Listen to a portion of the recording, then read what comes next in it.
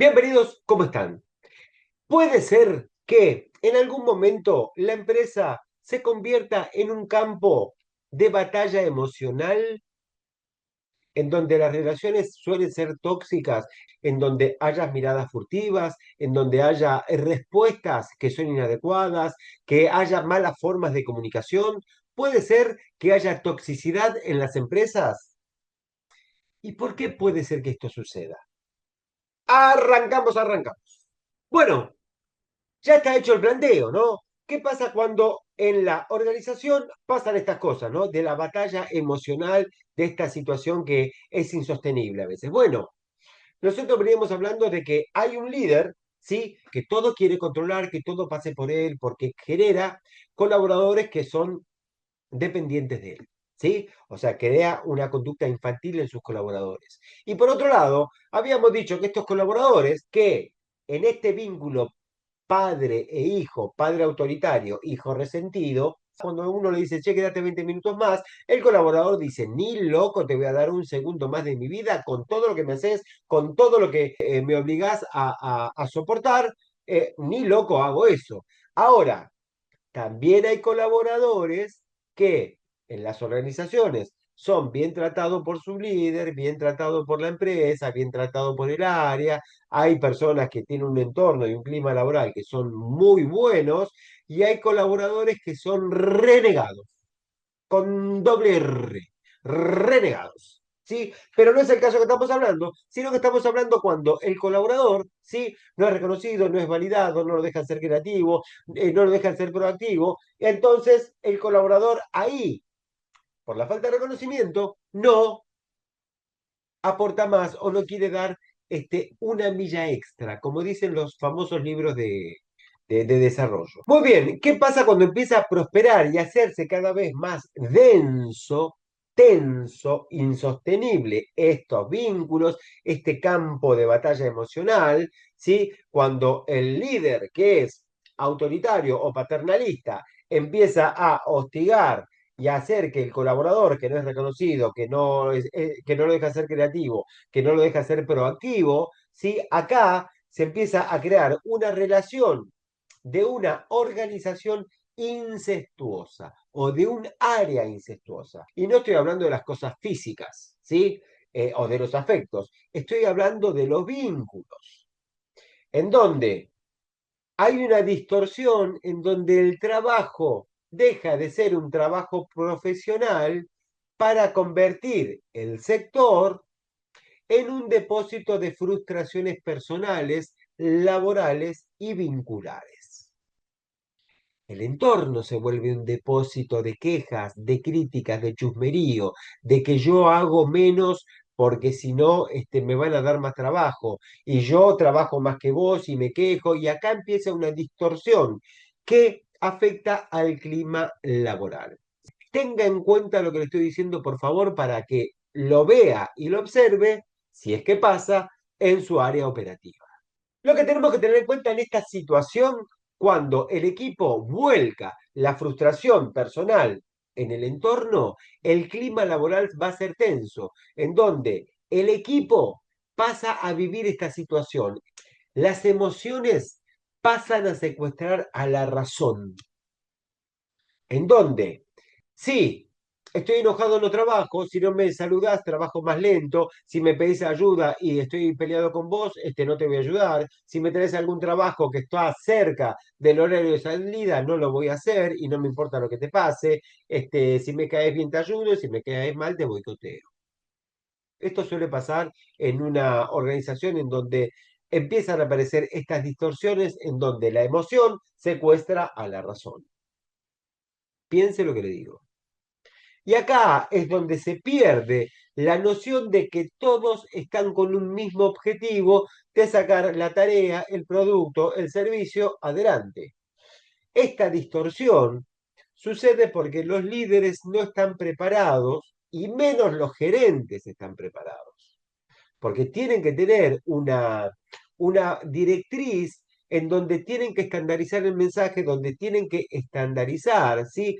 ¿Cuáles son las conductas que nos sacan adelante, que nos impulsan a ser mejor, trabajar mejor y con una solidaridad de unos con otros.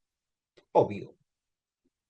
Ahora, podemos decir que esto es una especie de degradación emocional o conductual, mejor, más conductual. Una degradación conductual, ¿sí? Bueno, llegamos ante esto por las situaciones que se viven, pero detrás de estas situaciones que se viven, hay que comprender y entender que la ley, entre comillas, la ley que se aplica o las normas, ¿sí? No son claras. Y como no son claras, a veces los líderes empiezan a correr o empiezan a flexibilizar estas normas, estas leyes, estas directrices con los tiempos, como la empiezan a flexibilizar, se flexibilizan tanto que después hay una confusión. Por eso cuando se le pide a un colaborador algo que tiene que hacer y que no lo hizo, puede suceder que el colaborador o se queje o te increpe o se fastidie.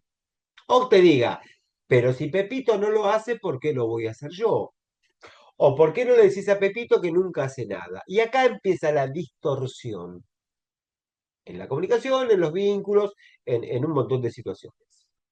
Entonces, como no hay reglas claras, parejas y estables, no, pareja, no, no hay reglas claras, reglas, parejas y reglas estables cuando el líder o cuando un directivo va a ponerle límite a un colaborador, el colaborador siente que es un ataque personal. Vos me odiás, vos me tenés bronca, vos me hacés la vida imposible, vos sos un retor, vos sos una víbora, vos sos un pepinucci. Esto es lo que pasa. Entonces, el colaborador empieza a pensar que usted le pide que se quede tal vez media hora más o un momento después de hora, no por el proyecto, no por la causa, no por la tarea, sino porque usted lo odia, porque usted quiere hacerle la vida imposible o porque usted quiere fastidiarlo. El colaborador piensa eso. Por eso es la reacción que tiene. Acción-reacción.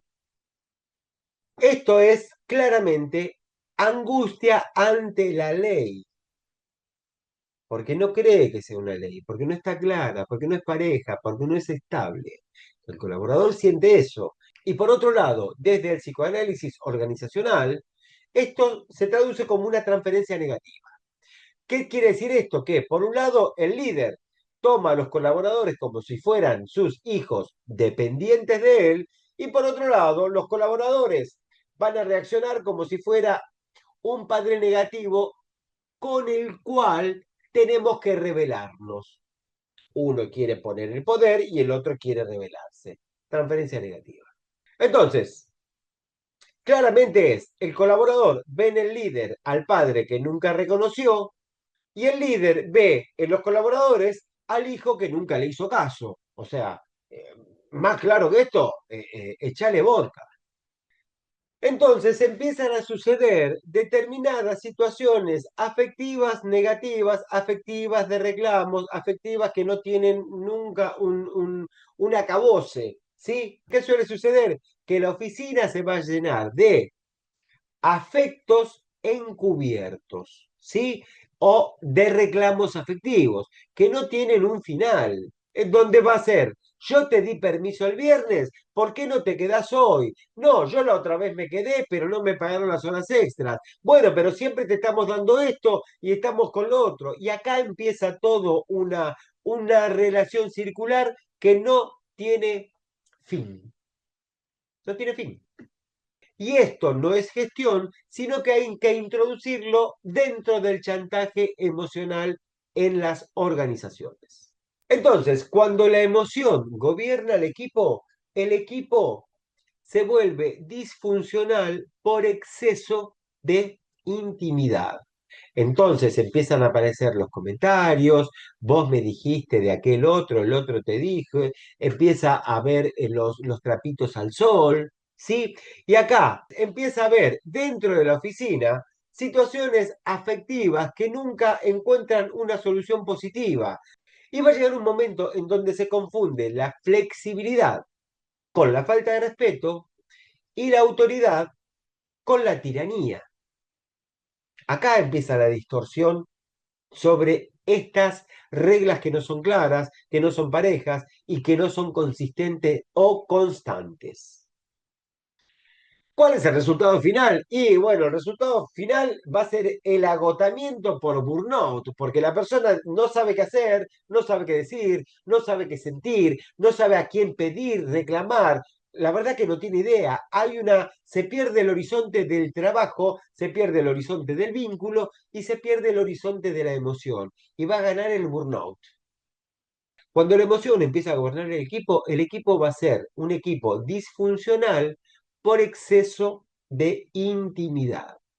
Entonces van a aparecer los comentarios, lo que vos me dijiste, el chusmerío, van a sacar los trapitos al sol y acá va a empezar una distorsión cada vez más grande en donde la flexibilidad se va a confundir con la falta de respeto y la autoridad se va a confundir con tiranía.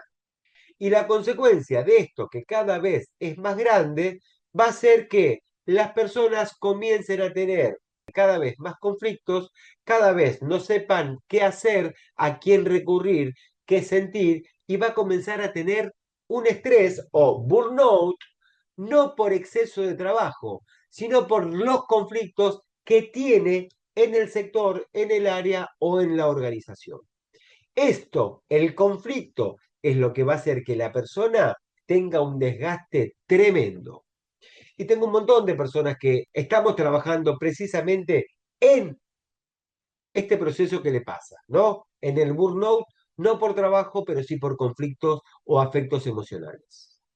Piense, piense por favor. ¿Hay una salida para todo lo que venimos hablando? Sí, gracias a Dios. Cerrame la 9. Gracias a Dios hay salida. Lo que tenemos que tener en cuenta acá es la terceridad. Nosotros tenemos que saber que entre un líder y un colaborador está el entorno y siempre pueden sucederse conflictos. Conflictos chicos y conflictos más complejos. Ahora, ¿qué podemos hacer frente a esto? Nosotros, como líderes y como empresas u organizaciones, tenemos que ser más profesionales. ¿Sí? Cuando nosotros somos profesionales y tenemos claramente las leyes, claramente los roles, claramente el comportamiento que es necesario tener dentro de la empresa, cuando empezamos a ser profesionales en donde yo voy a dejar las cuestiones de lado que tengo con mi compañero y voy a ayudarlo cuando lo necesite y lo mismo voy a exigir de él. Pero esta idea tiene que llevarse a cabo, la tiene que comunicar el líder o el directivo o aquella persona que está en la función de estandarizar el mensaje. Si nosotros no lo hacemos, va a ser imposible lograrlo.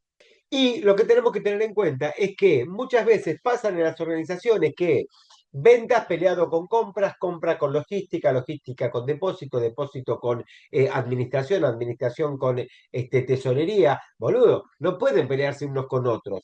¿Por qué? Porque ahí lo que se pelean no son las áreas, sino son los roles, las personas que componen estas áreas. Entonces, es importante estandarizar el mensaje de que todos estamos en el mismo barco, todos estamos con un mismo objetivo. Y es importante tener en cuenta que nosotros cuando estamos en el trabajo, desempeñando una función, tenemos un rol. Y yo no puedo enojarme con Pepito o con Bartolo o con Nacho. No me puedo enojar, porque es un rol que está haciendo. Yo no puedo pensar que el otro me lo está haciendo a propósito. Es un rol. Ahora, ¿hay gente que confunde el rol con la personalidad? Sí. Hay un montón de gente que confunde el rol del trabajo con la personalidad. Y es cuando aparece el comentario de que se lo comió el papel, ¿no? O sea, que cree que después de trabajar en tal o cual empresa, sigue siendo juez, sigue siendo CEO de la empresa o sigue siendo el gerente general. No, flaco. Esto es una de las situaciones también principales que se dan en los conflictos de las áreas operativas. Entonces, el líder tiene que saber poner límites claros y ser firme en los límites que pone. Y el colaborador tiene que comprender que su bienestar laboral no depende de los favores ni de la empresa, ni de recursos humanos, ni del líder, sino que su bienestar viene de su comportamiento y del respeto de las normas organizacionales que presenta la empresa, no de los favores, sino estamos chantajeándonos todo el tiempo. Piensen lo que le digo. Y para ir cerrando esto, hay que comprender que la madurez emocional en el trabajo no depende de que nosotros somos una familia laboral, no, sino depende de que nosotros tenemos que tener comportamientos adultos como profesionales para desempeñar una función en una organización. Que no somos una familia haciendo una fiesta o haciendo un cumpleaños o pintando una casa. No, somos un grupo de adultos profesionales que persiguen un objetivo monetario o no monetario. Y el colaborador debe asumir que su bienestar laboral no depende de los favores ni de recursos humanos, ni de la empresa, ni del líder, sino que su bienestar va a devenir de su propia madurez aceptando los lineamientos de la organización. Lo que le puedo decir es, su empresa está organizada como una terapia familiar fallida o como una organización que quiere lograr resultados. Le voy a recomendar tres cosas como para ir cerrando todo esto que estuvimos hablando. Lo primero que le voy a comentar es que primero tiene que haber menos catarsis y más trabajos. Otra cosa, tiene que haber menos quejas y más acuerdos, ¿sí? Y por otro lado, tiene que haber menos reclamos y más actitudes de cooperación. Y lo último de lo último es que tiene que haber menos críticas, menos chusmeríos y más trabajo profesional solidarizándonos con los demás. Así que, estimados, y todo esto es necesario saberlo para que nosotros podamos hacer un abordaje correcto y no un abordaje equívoco o parcial o incompleto, ¿sí? Así que le deseo lo mejor, preste atención, cuidado cuando maneja, cuidado con el sol, tome agua y siempre ayude a otra persona que eso es algo que es invalorable. Así que le deseo lo mejor y nos vemos en otro video. Chau, chau.